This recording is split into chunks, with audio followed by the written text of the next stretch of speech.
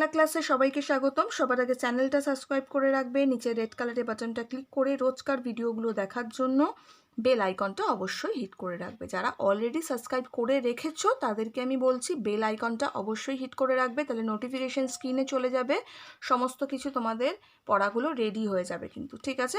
আজকে যেটা আমরা আলোচনা করব সেটা হচ্ছে ক্লাস 6 সাহিত্য মেলা বইটির থেকে গল্পটির নাম হচ্ছে পশু পাখির ভাষা, সুবিনয় রায়চৌধুরীর লেখা। আমি গল্পটা পড়ে দেবো, বুঝিয়ে দেবো এবং ভেতর থেকে কিভাবে তোমরা কোয়েশ্চেন্স করবে সেটা আমি বলে দেবো। শর্ট কোয়েশ্চেন্সগুলো আমি কোয়েশ্চেন অ্যান্সার এরপরে দিয়ে দেবো। আর সবচেয়ে বড় কথা হচ্ছে গল্পটা জানা তোমাদের জন্য খুব দরকার, কেন গল্প যদি জানো, সারসংক্ষেপ যদি মাথায় থাকে, যে কোনো প্রশ্নের উত্তর তোমরা লিখতে পারবে, এটা কিন্তু ইম্পর্টেন্ট। কোনো যদি কমনও প্রশ্ন না আসে সেটাও কিন্তু লিখতে পারবে যদি ভেতরের গল্প তোমাদের জানা থাকে, সেই জন্য গল্প অবশ্যই জানতে লাগবে। আচ্ছা, পশু পাখির ভাষা গল্পটি স্টার্ট করার আগে আমি সুবিনয় রায়চৌধুরী সম্বন্ধে দু একটা কথা বলবো, সেই কথাটা তোমরা একটু শুনে নেবে অবশ্যই, কেননা পরীক্ষায় কিন্তু এর থেকে প্রশ্ন থাকে। যেমন ধরো, সুবিনয় রায়চৌধুরীর জন্ম কত সালে হয়েছিল? 1890 সালে, এবং তিনি মারা যান 1945 সালে, ঠিক আছে? তিনি কিছু বাদ্যযন্ত্র খুব ভালো বাজাতে পারতেন, সেটা হচ্ছে যেমন হারমোনিয়াম, এসরাজ, এই যন্ত্রগুলো কিন্তু বাদ্যযন্ত্রগুলো তিনি খুব ভালো বাজাতে পারতেন। তার পিতার নাম ছিল উপেন্দ্রকিশোর রায়চৌধুরী, অর্থাৎ তিনি উপেন্দ্রকিশোর রায়চৌধুরীর ছেলে ছিলেন, ঠিক আছে? তিনি বেসিক্যালি বাচ্চাদের জন্য লিখতেন, ছোটদের জন্য তিনি লিখতে ভালোবাসতেন, তার লেখাটা মূলত ছিল ছোটদের জন্য। তিনি প্রাঞ্জল ভাষাতেও কিন্তু তত্ত্বনিষ্ঠ প্রবন্ধ রচনা করেছিলেন, ঠিক আছে? সন্দেশ পত্রিকার সঙ্গে তিনি যুক্ত ছিলেন, সেই জন্য এই সন্দেশ পত্রিকা তাকে যথেষ্টভাবে সম্মান করেন, তাকে স্মরণ করেন, তাকে শ্রদ্ধা জানান আজও। আর আরেকটা কথা আমি যেটা বলবো সেটা হচ্ছে তার উল্লেখযোগ্য বই হচ্ছে সুবিনয় রায়চৌধুরীর রচনা সংগ্রহ। এই কটা কথা অবশ্যই মাথায় রেখে দেবে, ঠিক আছে? এবার আমি গল্পটা শুরু করছি এবং আমি বুঝিয়ে দেবো, ঠিক আছে? পশু পাখির ভাষা, সুবিনয় রায়চৌধুরী। পশু পাখির কি ভাষা আছে? তারা কি মনের ভাবগুলো বিশেষ বিশেষ শব্দ দিয়ে প্রকাশ করে? জিজ্ঞেস করছে, এটা হচ্ছে প্রশ্নবোধক চিহ্ন, কোশ্চেন মার্ক। বলছে পশু পাখির কি নিজস্ব কোনো ভাষা আছে? তারা কি নিজের মনের ভাবগুলো, অর্থাৎ মনের যে বহিঃপ্রকাশ, মনের যে কথাগুলো, সেগুলো কি তারা শব্দের মাধ্যমে, বিশেষ বিশেষ শব্দ, অর্থাৎ তাদের কি নিজস্ব কোনো শব্দ আছে যে শব্দের মাধ্যমে তারা কথাগুলো সকলের সামনে তুলে ধরে? পরস্পরকে বোঝাবার জন্য তারা কি কোনো ভাষা ব্যবহার করে? বলছে পরস্পরকে একে অপরকে বোঝানোর জন্য তারা কি কোনো ভাষার ব্যবহার করে? তাদের কি নিজস্ব কোনো ভাষা আছে? এটা প্রশ্ন করছে। নেক্সট কি বলছে? ব্যবহার করে, এতটা হলো। এই সব প্রশ্ন মানুষের মনে বহুকাল থেকে জেগেছে এবং এ বিষয়ে নানা রকম পরীক্ষা বহুকাল থেকে হয়ে এসেছে। বলছে এই ধরনের প্রশ্ন কিন্তু সকলের মনে জাগে, তোমাদের মনেও এই ধরনের প্রশ্ন জাগে যে সত্যিই কি পশু পাখিরা ভাষা বোঝে? সত্যিই কি তারা মনের ভাব প্রকাশ করতে জানে? এটাকে এই নিয়ে অনেক পরীক্ষাও হয়েছে, এখনও চলছে, ঠিক আছে? তারা কিন্তু জানে, তাই না? তো এটা নিয়ে তোমাদের মনে অনেক প্রশ্ন আছে, এখনও আছে।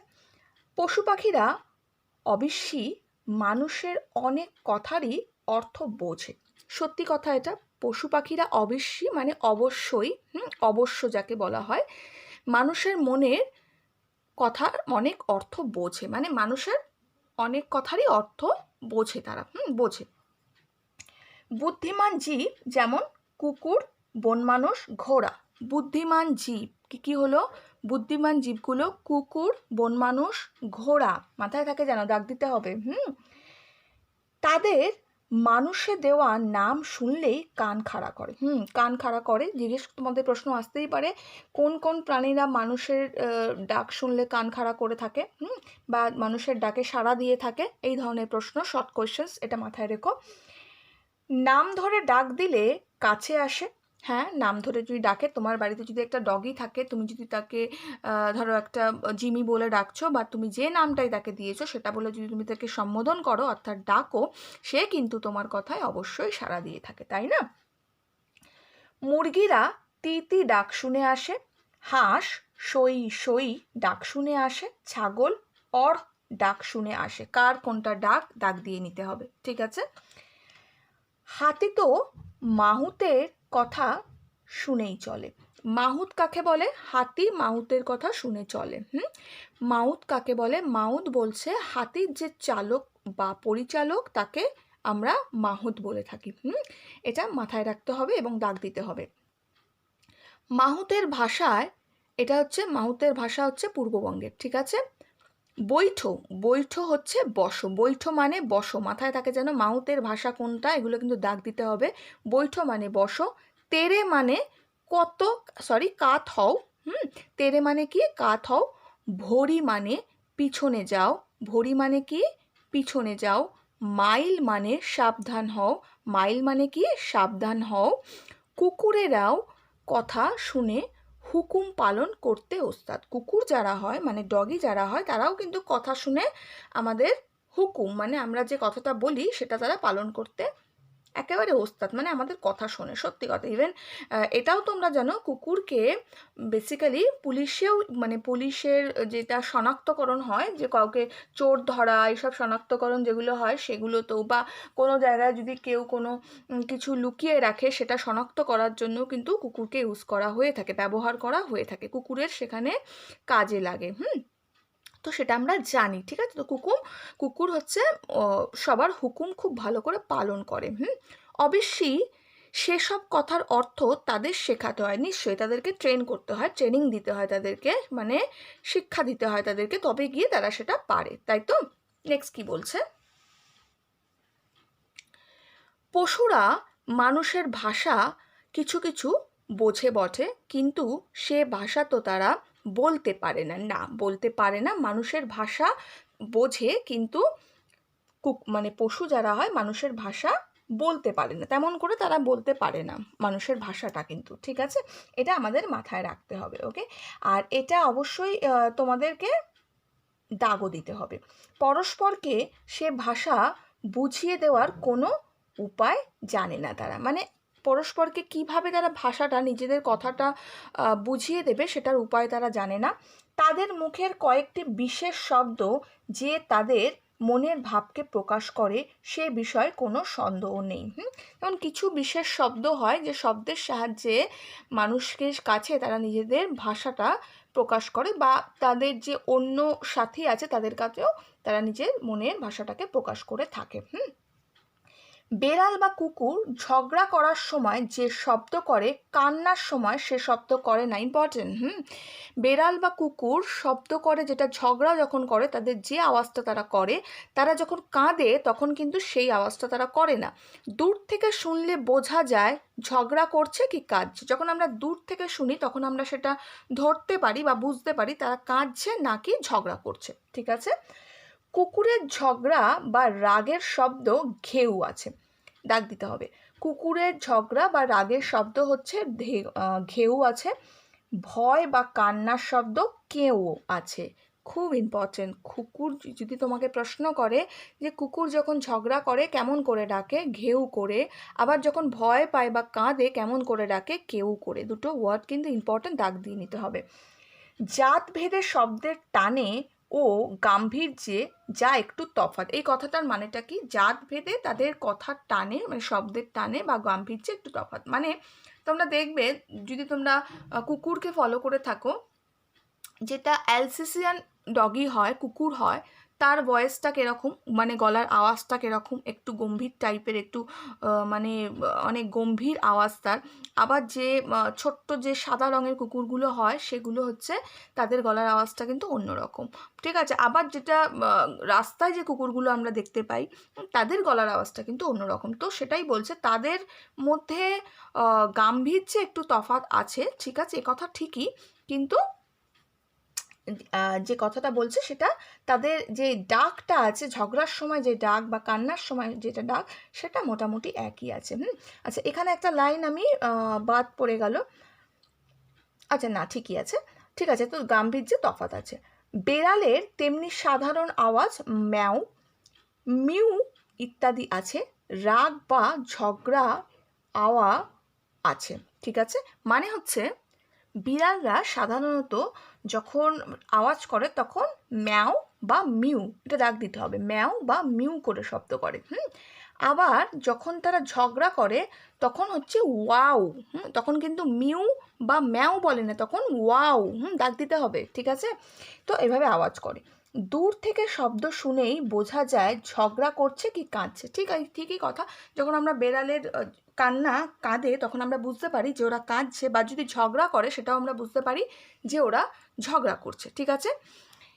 কি শুধু আওয়াজ করছে, অর্থাৎ তোমার দৃষ্টি আকর্ষণ করতে চাইছে। মানে অনেক সময় আওয়াজের মাধ্যমেও কিন্তু এমনভাবে তারা আওয়াজ করে থাকে পশু পাখিরা, যেটার মাধ্যমে তারা দৃষ্টি আকর্ষণ করে থাকে, আমাদের দৃষ্টি আকর্ষণ করতে চায়। ধরো তোমার কোনো পোষা পাখি রয়েছে বা পোষা পশু রয়েছে, সে কিন্তু এমন সময় বা অনেক সময় এমন একটা আওয়াজ করে যেটার মাধ্যমে সে তোমাকে ডাকতে চায়, তাই তো?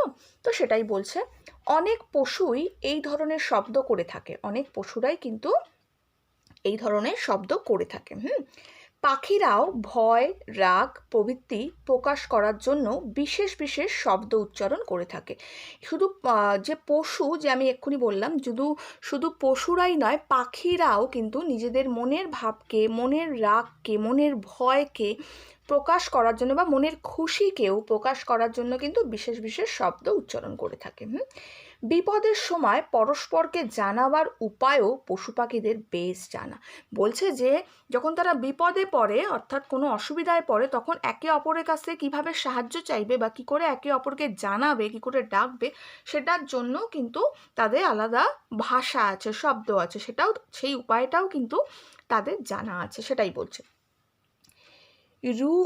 রিউবেন ক্যাস্টাং বলছে রিউবেন ক্যাস্টাং নামে একজন সাহেব বহুকাল পশুদের সঙ্গে ভাব পাতিয়ে বেরিয়েছেন।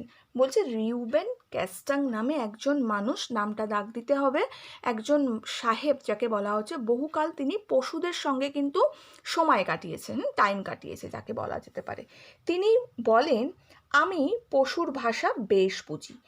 কতবার আমি জংলি হাতির সামনে পড়েছি, বাঘের গরম নিঃশ্বাস অনুভব করেছি, চিন্তা করো। প্রকাণ্ড ভাল্লুকের থাবা মুখের সামনে দেখেছি, গরিলা প্রায় জড়িয়ে ধরে ফেলেছে আমাকে। বলছে যে রিউবেন কাস্টাং বলছেন যে তিনি পশুদের সঙ্গে অনেক দিন ছিলেন, তিনি পশু পাখিকে অনেক কাছের থেকে কিন্তু তিনি অনুভব করেছেন। তিনি বলতে চাইছেন যে তিনি তাদের ভাষা অনেকটা বোঝেন। বোঝেন কেন বলছেন? অনেক সময় তিনি জংলি হাতির সামনে পড়েছেন। কি হয়েছে তার সঙ্গে জিনিসটা জেনে নাও। জংলি হাতির সামনে পড়েছেন, দাগ দিয়ে নেবে।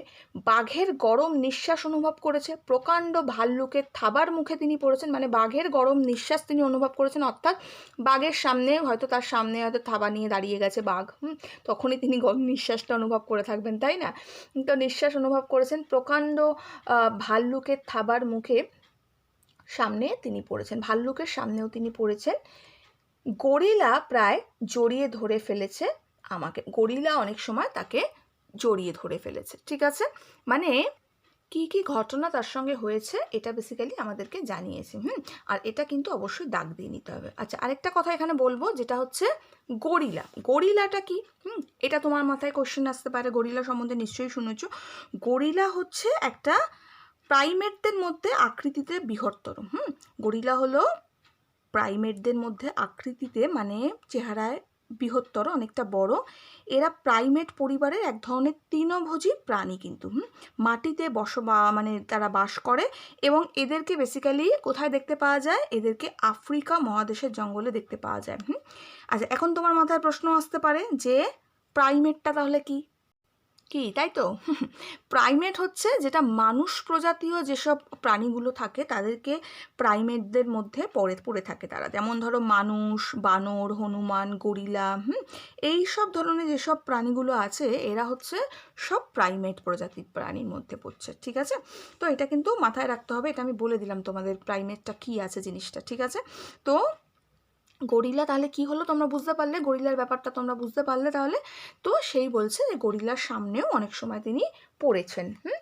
নেক্সট কি বলছে, কিন্তু একটি জিনিস প্রত্যেকবারই আমাকে মৃত্যুর হাত থেকে বাঁচিয়েছে, সেটি হচ্ছে পশুদের ভাষার জ্ঞান। খুব ইম্পর্টেন্ট, যে কী জিনিস তাকে ক্যাস্টাংকে মৃত্যুর হাত থেকে বাঁচিয়েছেন, সেটা হচ্ছে তাদের পশু পাখির ভাষার জ্ঞান। তার অর্থাৎ এই সাহেবের পশু পাখির ভাষার সম্বন্ধে যথেষ্ট জ্ঞান ছিল, সেই জন্য। আমি পশুদের ভাষা কিছু কিছু জানি বলে এতবার সাক্ষাৎ যমকেও এড়িয়ে যেতে পেরেছি। বলছে যে এতবার সাক্ষাৎ যমকেও আমি এড়িয়ে যেতে পেরেছি কারণ আমি পশু পাখিদের ভাষা জানি বলে। যমকেও এড়িয়ে যেতে পেরেছি মানেটা কি? কথাটার অর্থ হচ্ছে তিনি মারা যাননি। আচ্ছা, যম কখন মানুষকে নেয়? যখন মানুষ মারা যায়, তাই না? যমরাজের কাছেই তখন নিয়ে যায়, তাই তো?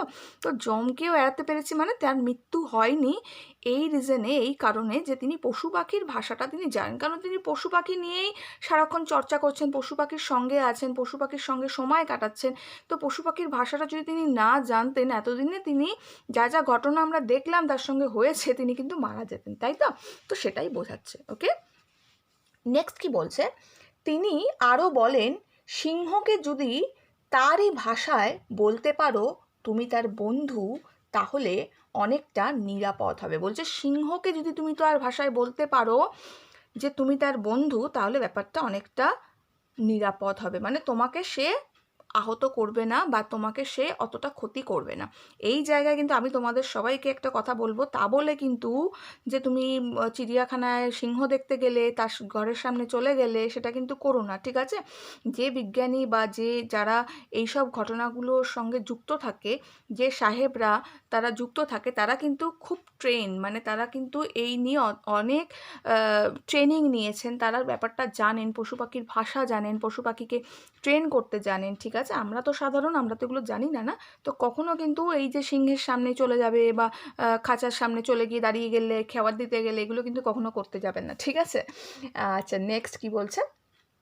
তারপর আচ্ছা, তারপর যদি তাদের জাতের আদব কায়দা অনুসারে তার কাছে যেতে পারো, তাহলে ভয়ের বিশেষ কোনো কারণ থাকবে না। বলছে যদি এখানে তুমি তাদের জাতের যে আদব কায়দা আছে, তাদের প্রত্যেকটা জীবেরই বা প্রত্যেকটা প্রাণীরই একটা আদব কায়দা নিজেদের থাকে, তো সেটা যদি তুমি রপ্ত করতে পারো বা সেটা যদি তোমার জানা থাকে, তাহলে অতটা ভয়ের কারণ থাকবে না। ক্যাস্টাং সাহেব প্রায় 40 বছর বন্য জন্তুদের সঙ্গে থাকতেন। বন্য জন্তুদের সঙ্গে তিনি কত বছর থাকতেন? 40 বছর, দাগ দিয়ে নেবে, ঠিক আছে? খাঁচার বা জঙ্গলের অর্থাৎ পোষা এবং বুনো এই দুই অবস্থার জন্তুদের সঙ্গে তার আলাপ পরিচয়ের নানা সুযোগ ঘটেছে। বলছে যে খাঁচার এবং জঙ্গলে, খাঁচার বলতে কোথাকার বোঝাতে চেয়েছেন তিনি? যেটা খাঁচায় থাকে, অর্থাৎ যেটা আমরা হয়তো জুতে দেখতে পাই, চিড়িয়াখানায় দেখতে পাই, বা যেসব পাখিরা হয়তো বা পশুরা হয়তো বাড়িতে থাকে, সেটার কথা বুঝিয়েছেন। আর জঙ্গলের কথা তো আমরা জানি, জঙ্গলের কথা বোঝাচ্ছেন। খাঁচা বেসিক্যালি এখানে চিড়িয়াখানার কথাটাই বলতে চেয়েছেন, কেননা আমরা চিড়িয়াখানাতেই দেখে থাকি যে খাঁচার ওখানে পশুটা থেকে থাকে। তো সেটা বলছে খাঁচায় বা জঙ্গলের অর্থাৎ পোষা ও বুনো এই দুই অবস্থায় জন্তুদের সঙ্গে তার আলাপ পরিচয়ের নানা সুযোগ হয়েছে। তার বন্ধুদের মধ্যে বেশিরভাগই ছিল শিম্পাঞ্জি, গরিলা, সিংহ, গ্রিজলি ভাল্লুক আর শ্বেত ভাল্লুক। হ্যাঁ, যেসব এখানে জন্তুদের কথা বলা হয়েছে, এগুলো কিন্তু ঘরে পোষার জন্তু নয়, তাই তো?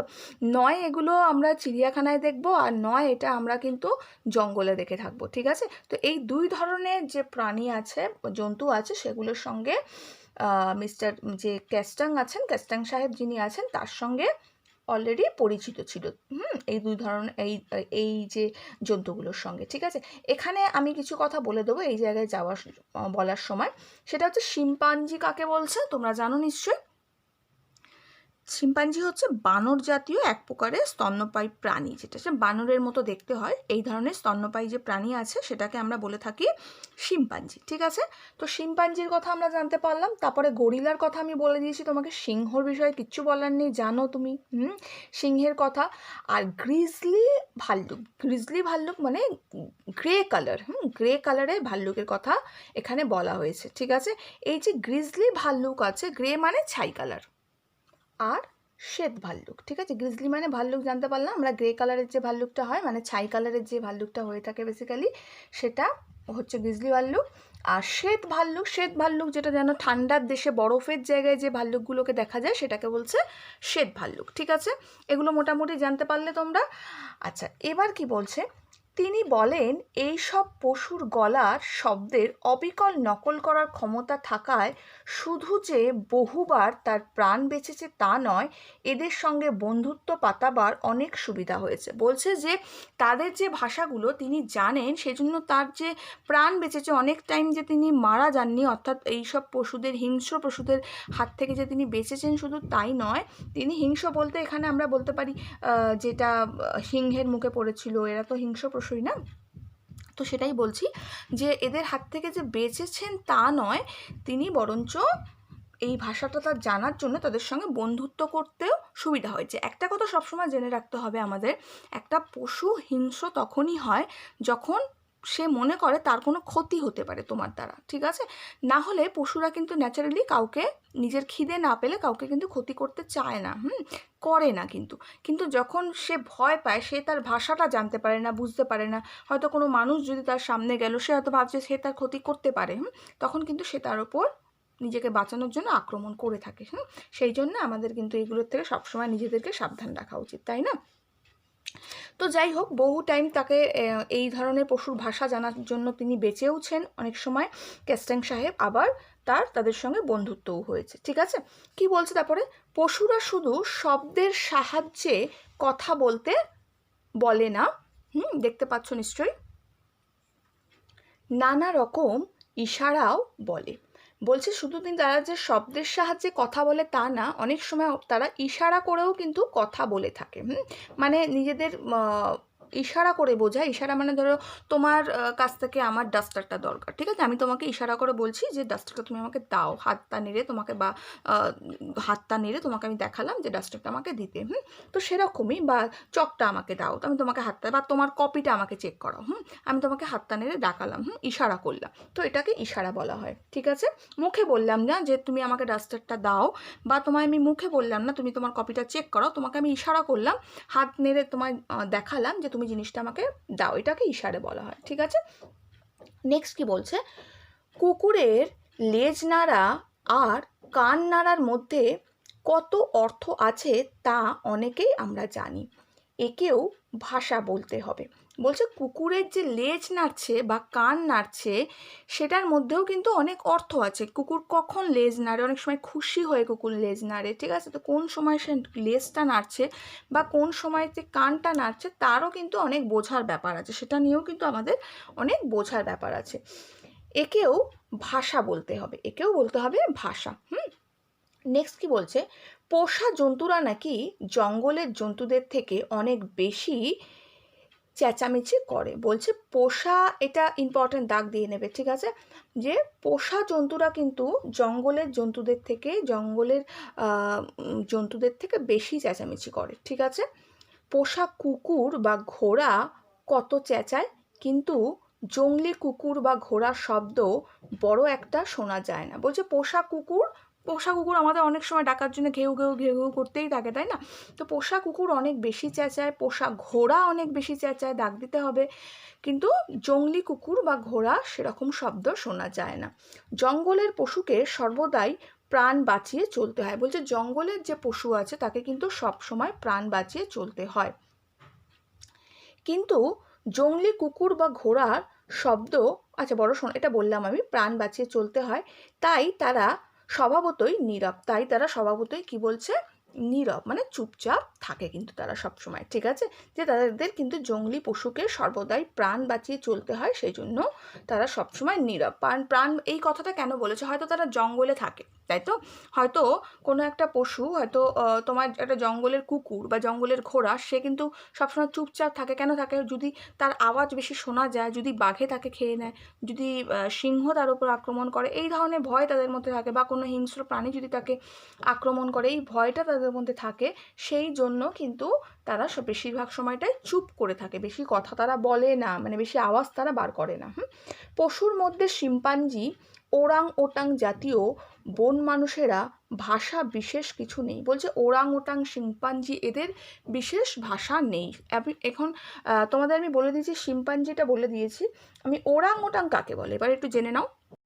ওরাং ওটাং শব্দটা এসেছে দুটো শব্দর থেকে।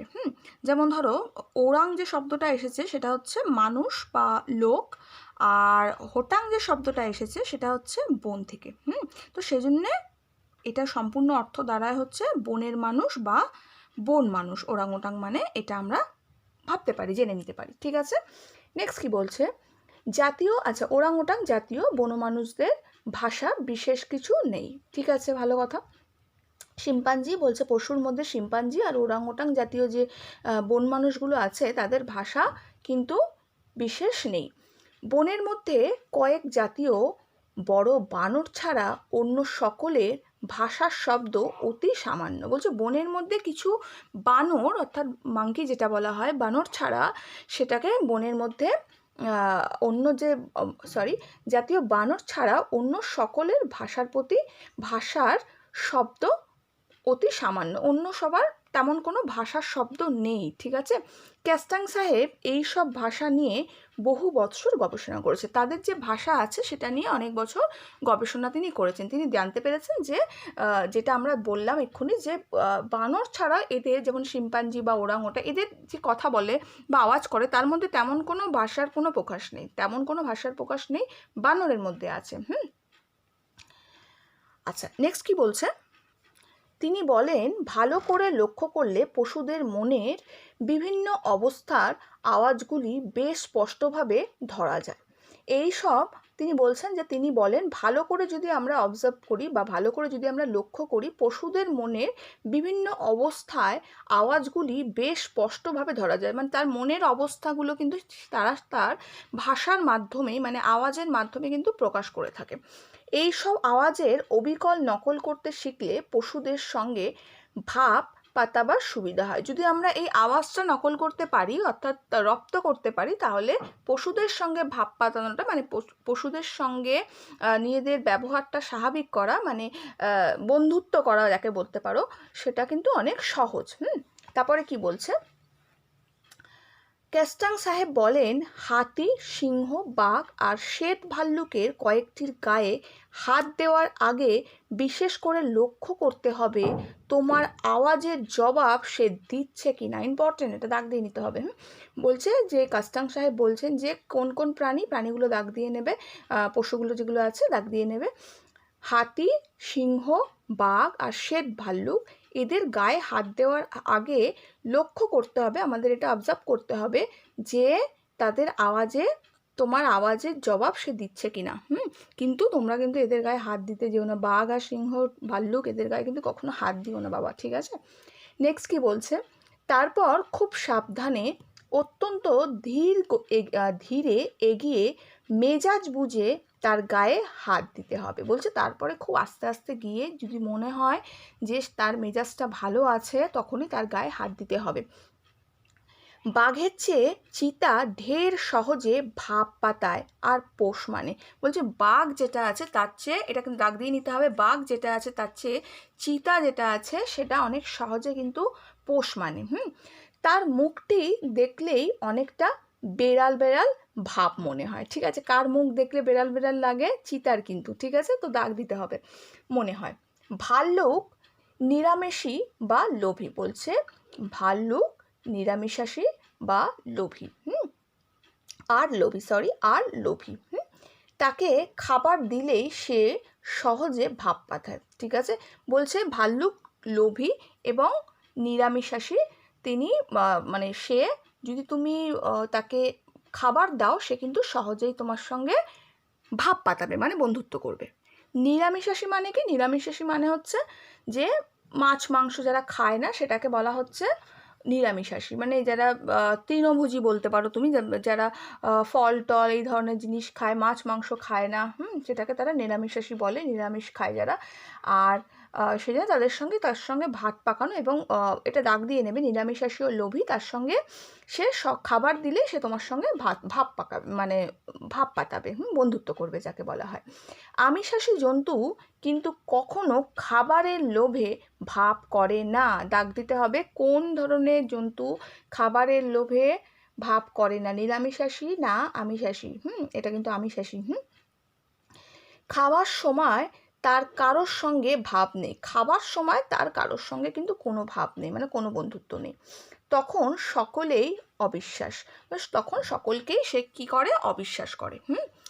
শিম্পাঞ্জি, ওরাং এদের বিষয় কিছু লেখা হয়নি। বলছে শিম্পাঞ্জি আর ওরাং সম্বন্ধে তেমন কিছু তথ্য পাওয়া যায়নি।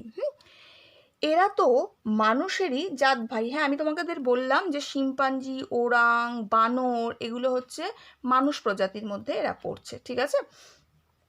এরা তো মানুষেরই জাত ভাই। কিন্তু ভাষা এদের বড় একটা নেই। এদের কিন্তু তেমন আমাদের যেমন একটা ভাষা আছে, এদের কিন্তু তেমন ভাষা নেই। ভালোবাসা, সহানুভূতি প্রবৃত্তি এরা খুব বোঝে, ভাবও পাতায় সহজে। দেখো কত ইম্পর্টেন্ট।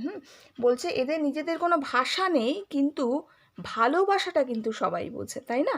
বলছে ভালোবাসা এবং তাদেরকে তুমি সহানুভূতি দেখাচ্ছ, সেটা কিন্তু তারা সহজেই বুঝতে পায় এবং তোমার সঙ্গে ভাব পাতায়, মানে বন্ধুত্ব করে।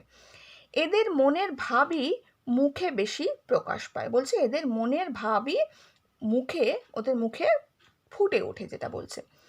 গরিলাও এদের জাত ভাই। হ্যাঁ, গরিলাও এই প্রজাতির মধ্যে পড়ছে।